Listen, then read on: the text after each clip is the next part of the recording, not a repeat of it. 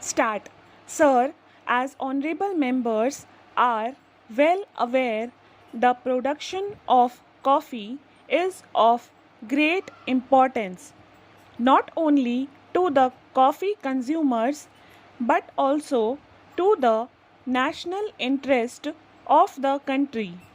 It is a fact that not only the internal consumption of coffee has increased, but also Indian coffee is loved for its quality in outside countries, though it is not an export commodity bringing in foreign exchange in very large dimensions.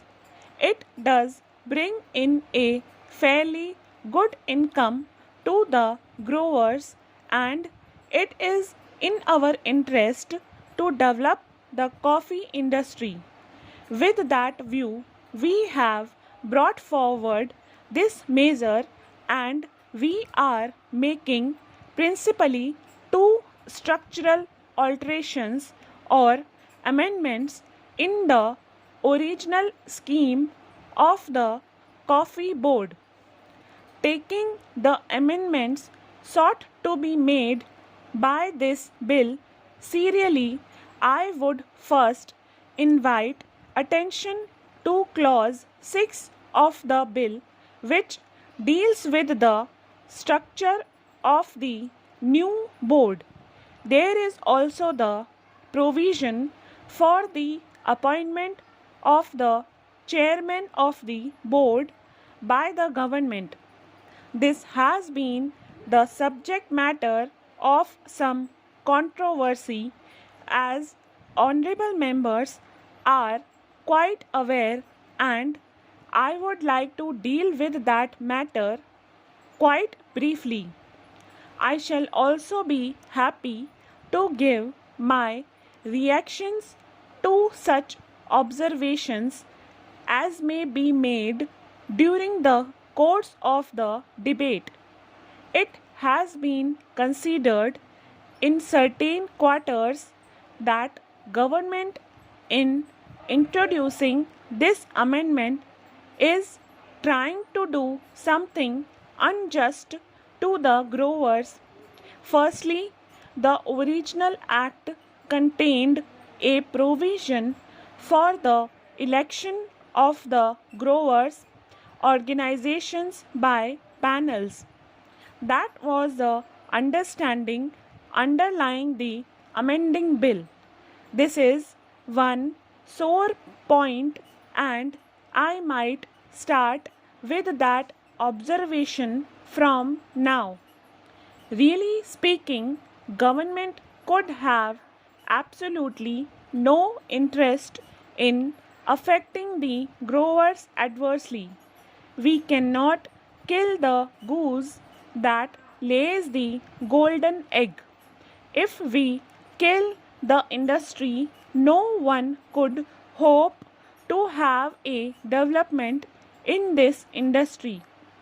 No doubt, sometimes things happened in the past and they may made government come to the conclusion that the coffee board at that time did not do all in its power to see to it that the prices were under control.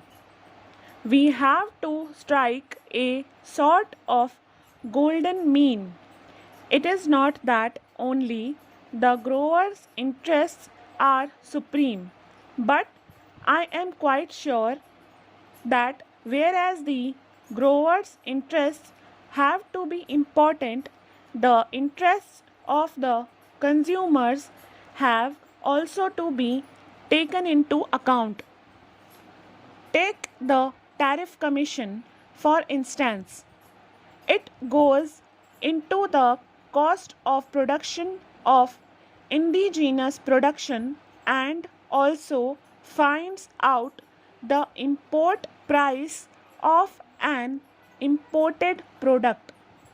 If the import value of an imported product is rupees 30 and the cost of production of a local article is rupees 20, the Commission tries to cover the gap of rupees 10 and add a little more so that the indigenous product may not work with an initial disadvantage vis-a-vis the imported product.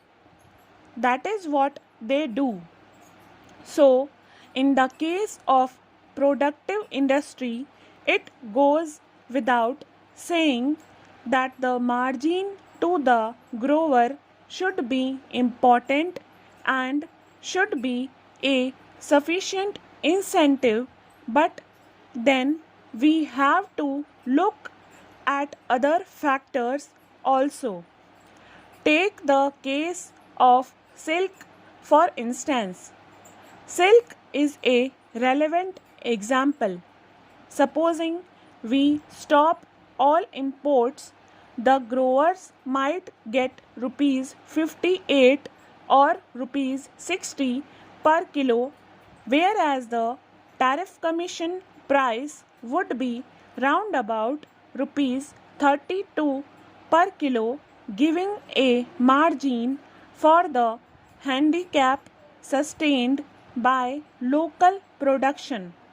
If prices soar high, they have a deleterious effect on industry, though for the time being, persons in charge of particular concerns may profit by it today and tomorrow.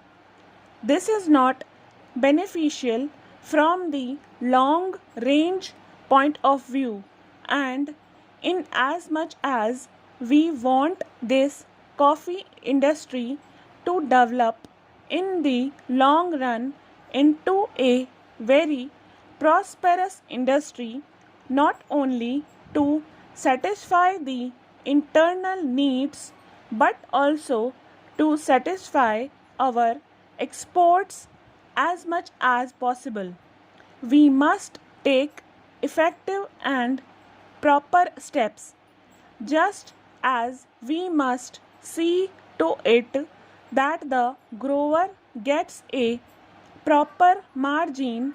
It is equally important to see that the growers' prices are not such as would result in prejudice to the particular industry in the long run. In the near future, it may be advantageous for us to do that.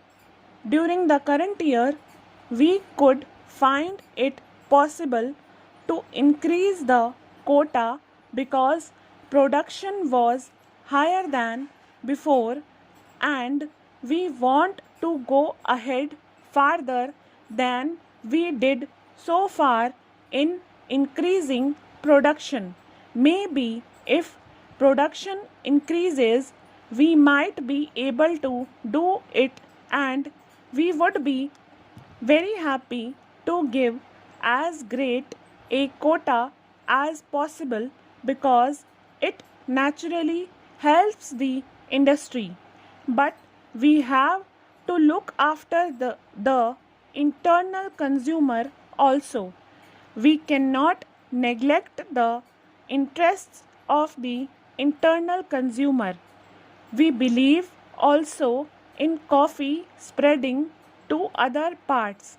Recently, in Parliament House, we have seen how popular coffee is growing day by day, not only hot but also cold.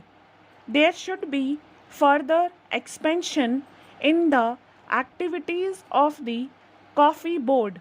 Stop.